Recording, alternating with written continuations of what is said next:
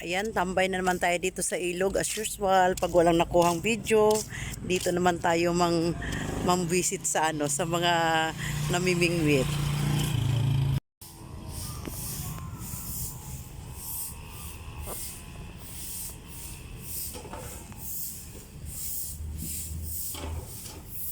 Ayan, nandito lang tayo sa tabing ilog ng Marikina mga kalungsod.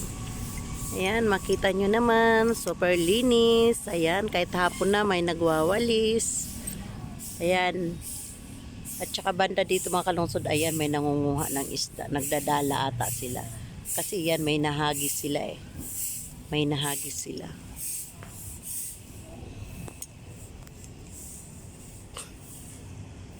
Yan, diba? Kahit hapon, hala, nagwawalis sila. Para malinis lang yung hindi talaga pinapabayaan yung tabing ilog. Kasi landmark na kasi ito ng Marikina eh. Kaya kailangan manatiling malinis. Pati ang ilog mga kalungsod yan. Kung makita nyo, napakalinis ng hindi man malinaw yung tubig pero wala kang basurang makikita sa ilog mga kalungsod. Ayan. Ayan, kahit banda pa doon yan, wala talagang basura. Hindi pinabayaan na magkaroon ng basura yan kasi landmark na kasi ng Marikina itong ilog ng Marikina. Ayan. Ayan mga kalungsod. Makita nyo naman.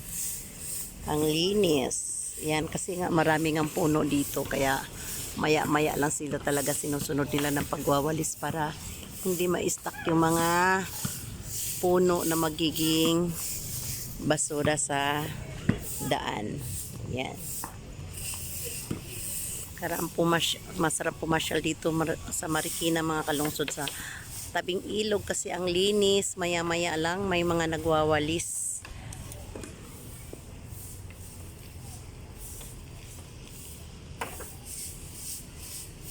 Sakay punta? Bakit isang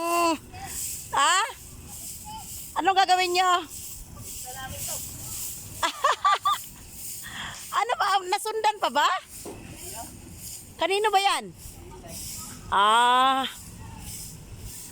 Ayan, mga kumarit kumpare ko. Ayan, marami silang chikiting. Happy family. Ayan, dumadami na yung aming mga audience.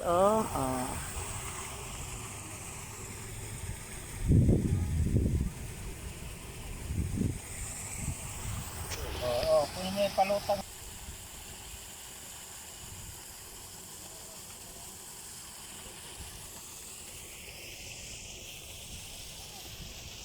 Agad si kuya. Sayang hindi ko na.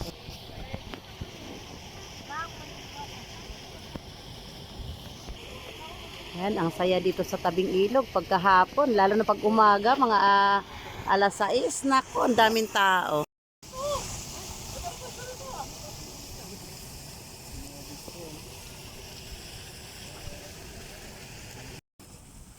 Kumpare ko, nagtatanim ng saluyot dito sa tabing ilog. Ayan. Para sa kinabukasan. Saluyot yung tinatanim niya mga kalungsod para sa kinabukasan. Ayan. Itong kabila yun din to? Ayan. Tingnan natin yung mga saluyot niya malapad-lapad din. Pwede ka nang kumita nito ng ng 50,000 daily. Ayan Ayan. Pagka yan nag-umpisa ng maharbisan, sigurado na yan 100 sa araw, pwede na. Ayan, dumadami na kami. Ayan, meron na kami mga audience sa taas. Ayan. May audience na kami sa dito ang first floor. Nandoon yung second floor. Ayan, mamaya-maya lalo pang dadami yan pag wala ng araw. Ayan, yung mga mga kumpare ko, ayan mga naguhukay ng bulate. Ayun! Ayun!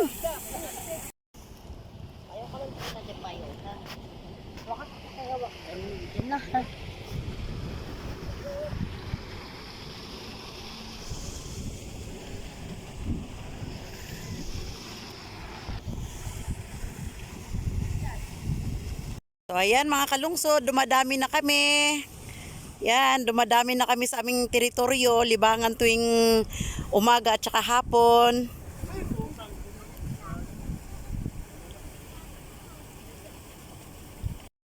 Ayan, anong oras ba ngayon? Siguro alas 4. Alas 4 ata ngayon hapon. Kanina umaga tayo pumunta dito. Wala sila gaanong nakuha. Ewan ko lang tong grupong to.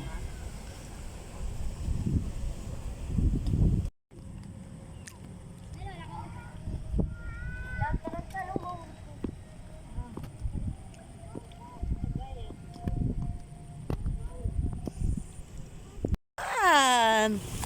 Nakakuha yung kumpare ko. Yan, nakakuha na naman sila.